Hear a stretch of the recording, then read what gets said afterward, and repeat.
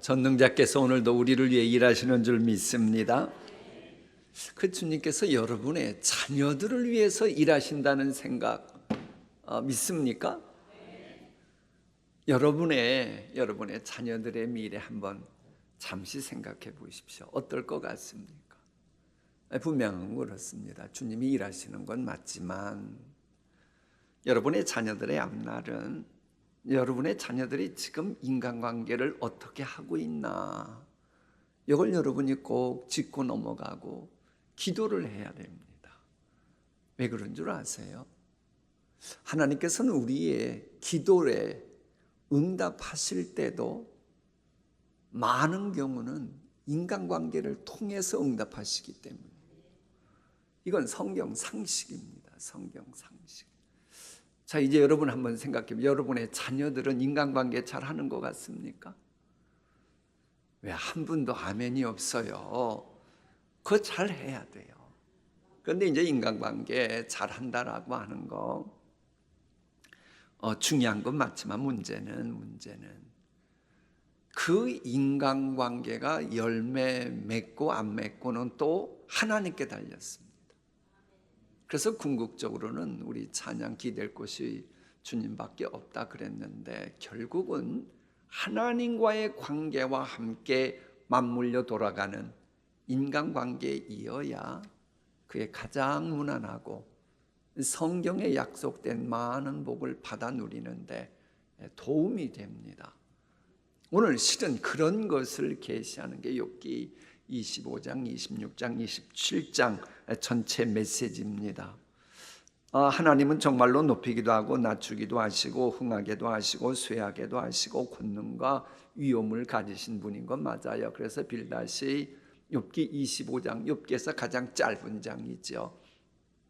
여기에서 이 문제를 다루고 있습니다. 자, 그런데 문제는 왜 인간관계를 잘해야 되느냐라고 하는 이유는 그렇습니다. 분명 하나님은 그런 분인 건 맞는데, 그것을 가지고 빌닷은 욥을 괴롭히는 데 쓰고 있는 거예요. 그러니까는 많이 알고 있다고, 그런 사람 안다고 좋은 건 아니고, 정말로 나를 원하는 사람이어야, 정말로 나를 복빌어주는 사람과의 인간관계이어야 그런 거지. 말틴 부버가 말한 것처럼 I and 싸우여야지. I and it. 여러분을 혹은 여러분의 자녀를 인간으로 안 보고 그것으로, 자신의 목적 달성을 위해 그것으로 수단으로 보는 이런 사람 만나면 참으로 피곤합니다. 그러니까는 이제 본문 내용은 그런 거예요. 정말로 하나님이 모든 걸 다 주장하시기 때문에, 그렇기 때문에 우리 인간은 사실 하나님 앞에 왜 이런 일이 벌어졌습니까?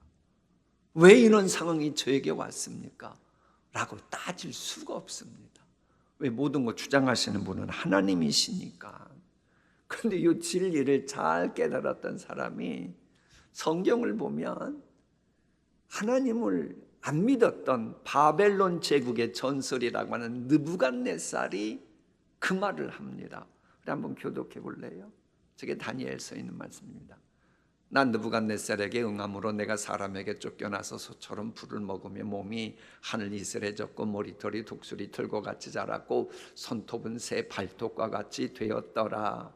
지극히 높으신 이의 권세는 영원한 권세요 그 나라는 대대에 이르리로다. 땅의 모든 사람들을 없는 것 같이 여기시며 하늘을 군대에게든지 땅의 사람에게든지 그는 자기 뜻대로 행하시나니 그의 손을 금하든지 혹시 이르기를 내가 무엇을 하느냐고 할 자가 아무도 없도다. 이 전 말씀 기록할 당시에 느부갓네살은 지구촌의 최고의 강자였습니다.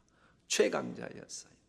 그러나 본인이 그 기막힌 현상을 경험하고 나서 아하, 하나님이 절대 주관자구나, 이제 이걸 아는 거예요.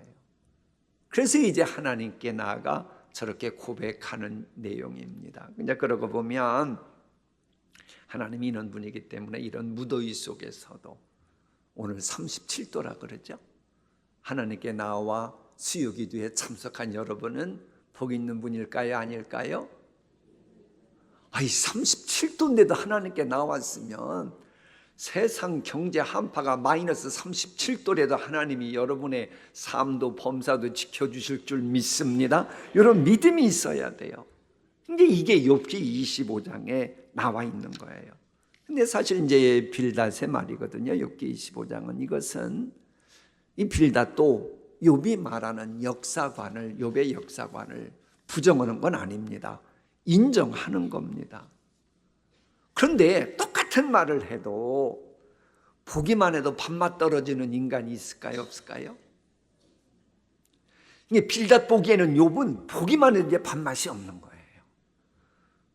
그러다 보니까는 왜 그전만 해도 뭐 이것저것 누리고 있을 때는 뭐 그럭저럭 받아주고 막 웃음으로 받아줬는데 지금은 뭐 본인 몸도 그러고 자식도 없고 뭐 아내도 나가고 뭐 재산도 아무것도 없고 별 볼 일 없는 건데 끝까지 본인은 죄 없다고 주장하니까 자기들의 사고방식과 안 맞으니까 보기만 해도 밉살스러운 거예요.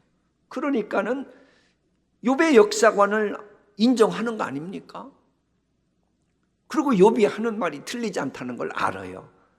그런데 비아냥됩니다. 야, 요 비교할 걸 비교해야지. 어떻게 벌레요 구더기 같은 인간이 하나님과 비교하겠어? 이런 겁니다. 그러니까 말은 욥이란 말 아니지만 한마디로 욥을 벌레요 구더기 같은 인간으로 완전히 평가절하하는 겁니다. 물론 인간이 감히 하나님에게 나가서 자신이 무죄라고 말할 수 없습니다. 제가 질문 하나 던져볼까요? 이건 천사론인데 그래도 수요기도에 나왔으니까 공부도 해야 되니까 천사는 어리석고 미련한 존재일까요? 아닐까요?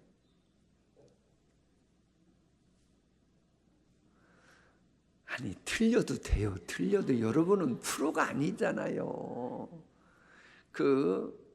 천사는 사실 죄성이 없습니다. 죄성은 없어요. 그런데 하나님은 우리가 보기에도 물론 천사는 우리보다 뛰어나죠. 지혜가 있지요. 우리보다 단수가 높지요. 하나님은 미련하다고 보십니다. 하나님은 그의 종이라도 그대로 믿지 아니하시며 너희 인간들보다 단수가 높은 천사라고 해도 뭐하다 하시나니?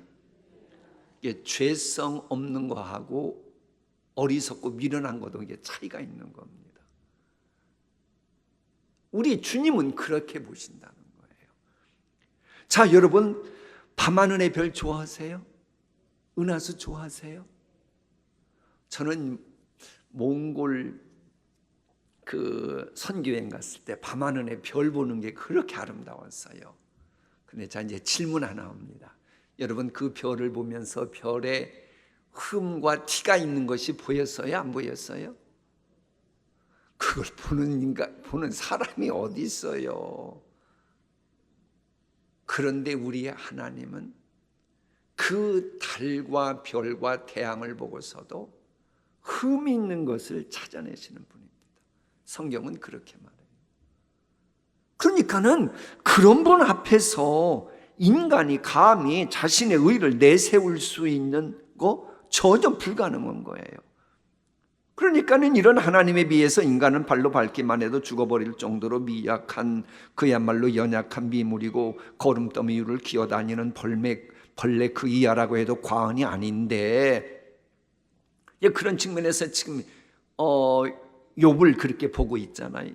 이 빌닷이 말이 틀린 건 아니라니까요. 근데 그걸 가지고 자기가 아는 지식을 가지고 오히려 힘들고 어려운 사람 격려하고 위로해 줘야지. 그러지 못하고 그걸 가지고 도리어 사람 기죽이고 정죄하고 비판하는 선악과 따먹었으니 이게 문제인 거예요. 그러니까 인간관계를 해도 잘못을 지적해 주는 사람이라고 해도 선악과 따먹는 사람과의 인간관계는 안 되는 겁니다. 만약에 여러분이 빌닷처럼 막 버러지 여러분을 취급해요. 그럼 여러분 기분은 어떨까요? 욥이 지금 버러지 취급당한 그 말을 들었잖아요. 그럼 욥은 어떻게 반응할까요? 자 보십시오. 욥이 대답하여 이르되 네가 힘없는 자를 참 잘도 도와주는구나. 말로 이제 욥도 삐딱한 거예요. 야, 빌닷 너 대단하네. 기력 없는 팔을 참 잘도 구원해 주네. 지 없는 자를 참 잘도 가르치네. 큰 지식을 참 잘도 자랑하네. 내가 누구를 향하여 말하느냐? 누구의 정신이 내게서 나왔느냐? 이렇게 말합니다. 그러니까 참 대단하다고, 지식 대단하다고 막 칭찬을 해줘요. 근데 인간관계가 껄끄러워지면 끝까지 말을 들어봐야 됩니다. 이 주변에도 보면 천사 같은 분이 있잖아요. 근데 천사 같은 분이라 할지라도 비꼬는 말을 자꾸 들으면 그분이 계속 천사 같은 반응을 보일까요? 아니면 졸지에 까칠해질까요? 욥 보면 까칠해질 확률이 높습니다. 그런데 욥은 승질머리가 보통이 아니에요. 한 단계 더 올라갑니다. 누구의 정신에게서 나왔어? 이 말합니다. 이게 신학적으로 무서운 말이에요. 여러분도 마음에 안 드는 사람이 있으면 마귀 뭐 같다 그런 말 해야 안 해요? 여러분은 안 하지만 들어는 봤지요. 그 식인 거예요. 빌닷 보고 참 똑똑하네, 지식 많네 막 그러다가 너 악령에 쉬운 것 같구나. 정신 상태가 그 모양이다. 이 단계까지 나아갑니다. 이제 그러면서 본인도 자, 이렇게 말한 것에 대해서 권위가 실려야 되니까는 지옥과 하늘을 지배하시는 하나님이심을 욥 자신도 안다고 말하고, 하나님은 구름까지도 주장하시고 삼라만상 주관하신다 그러면서 이제 손으로 뱀을 찌르신다 이 표현을 해요. 자, 이런 표현을 보면, 이 고대 근동사를 보면 이 욥은 독서광이었어요. 뭐였다고요? 독서를 참 많이 하는 사람이었어요. 그러니까 옛날에는 무슨 뭐 인터넷도 없었고 그런데도 책도 없었을 텐데도 어떻게 고대 근동 우가리 신화를 알고 있었어요. 그러니까 이 욥은 그렇게 부자고 영향력이 대단했어도 틈나는 대로 독서를 하는 사람이었습니다. 여러분도 날씨가 무덥고 그러니까 이럴 때는 에어컨이나 선풍기 틀어놓고 성경을 읽으시든지 퀴즈를 하시든지 독서하시는 분들이 많겠죠. 아이고 할렐루야. 이 욥이 그랬어요. 욥이. 그 우가리 신화에 의하면 그렇습니다. 날렘 뱀이라고 하는 괴물이 저 하늘의 달과 태양을 삼켜버립니다. 그럼 그때 나타나는 현상이 뭐예요? 일식 현상, 월식 현상. 이게 지금 자연과학을 그렇게 설명한 거예요.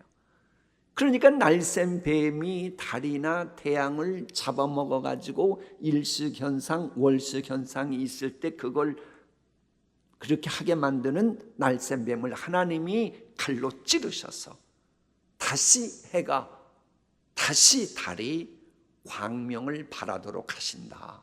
즉 제자리 돌아오도록, 모든 것을 제자리 찾도록 하나님은 그리하신다. 이 이야기예요. 욥 똑똑하죠? 욥 똑똑해요. 이게 보통 사람 아니에요. 여러분도 똑똑한 엄마 아빠 되시려면, 할아버지 할머니 되시려면 성경도 많이 읽으셔야 되고, 들었다가도 이내 잊어버린 것 같으면 이렇게 수요에 매라도 나와서 자꾸 들으셔야 돼요. 왜 이분들은 아멘 안 하실까? 그러셔야 돼요. 그러니까는 바람을 불어 구름을 걷내게 하시고 대지를 지배하던 어둠을 쫓아내는 서광이 미치어 여명이 되게 하는 이 모든 걸 주장하시는 분이 하나님이시기에 욥은 이렇게 말합니다. 보라, 이런 것들은 그의 행사의 단편일 뿐이요. 야, 논리 기가 막히죠. 어찌 내가 이 모든 걸 다 말하랴. 바울 서신은 그렇게 말하는데 욥은 이건 단편일 뿐이요.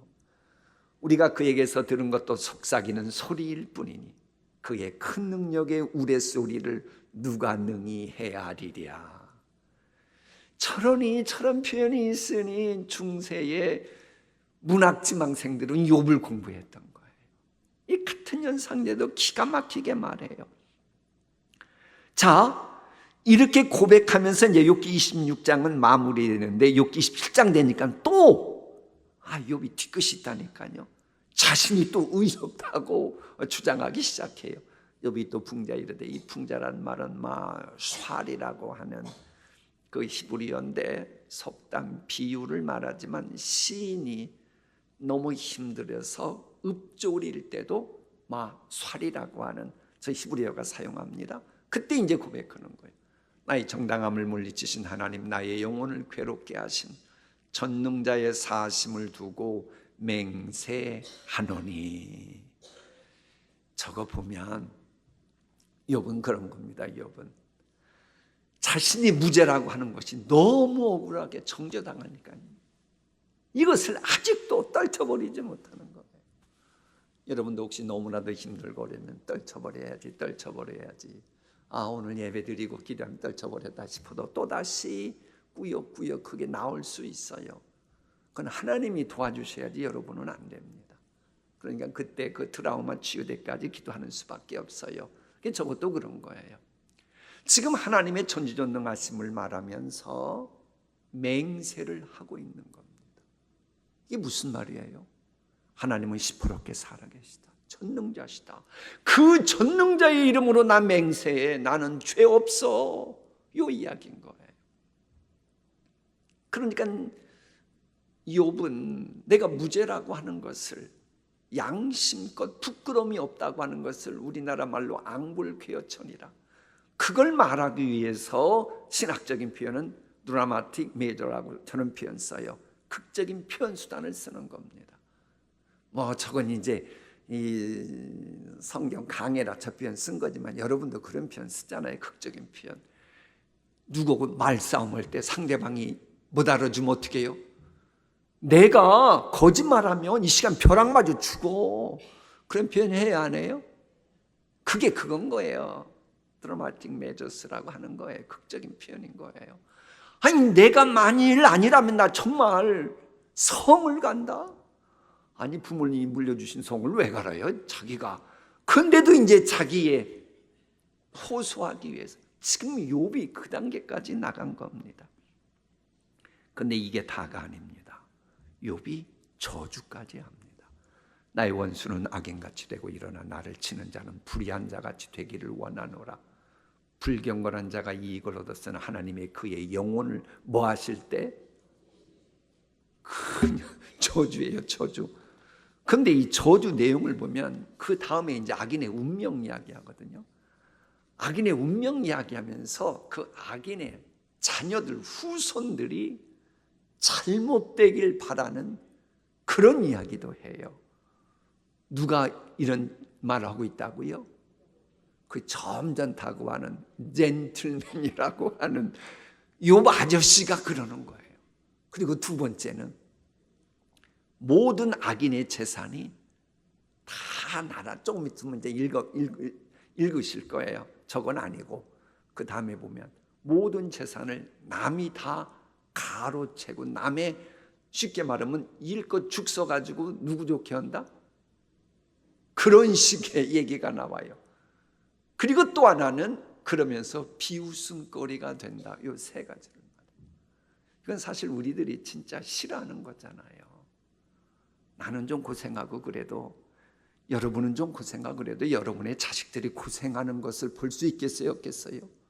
그럼 꿈에도 싫잖아요. 그 얘기하고 실컷 노력하고 애쓴 재산을 결국 어느 날 보니까 다 남이 차지하게 된다.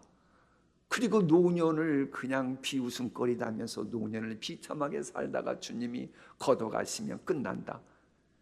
이런 이야기까지 욥이 하는 겁니다. 여러분, 인간관계 잘해야 돼요. 지금은 어떤 관계에서 욥과 그들과의 관계는 진짜 좋았습니다. 진짜 좋았어요, 처음에. 그러니까 그 멀리서도 친구들이 와가지고 유로해 주러 온 거 아니에요. 그런데 유로해 주러 와가지고는 어느 순간부터 왼수가 돼버린 거예요.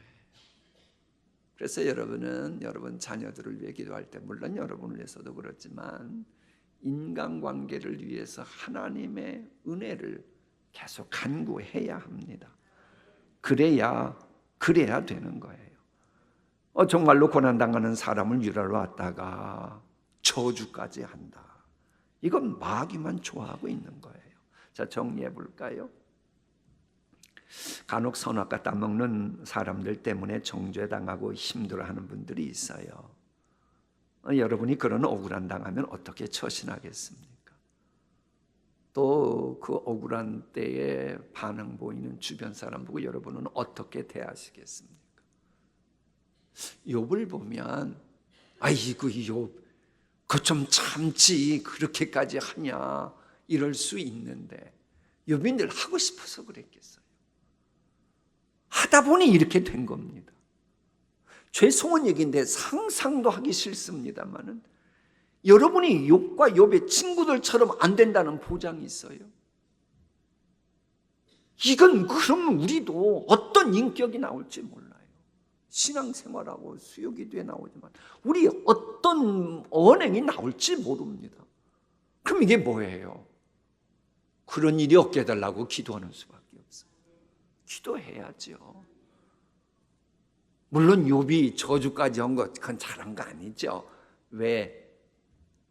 욥은 우리 믿음의 주에 온전케 하시는 예수님은 아니니까 욥은 본받지 말고 아니 뭐 욥도 그러대 뭐 나도 저주해보지 뭐 그건 안 되고 하도 화나면 그런 생각은 들어도 행동으로 옮기면 안 돼요.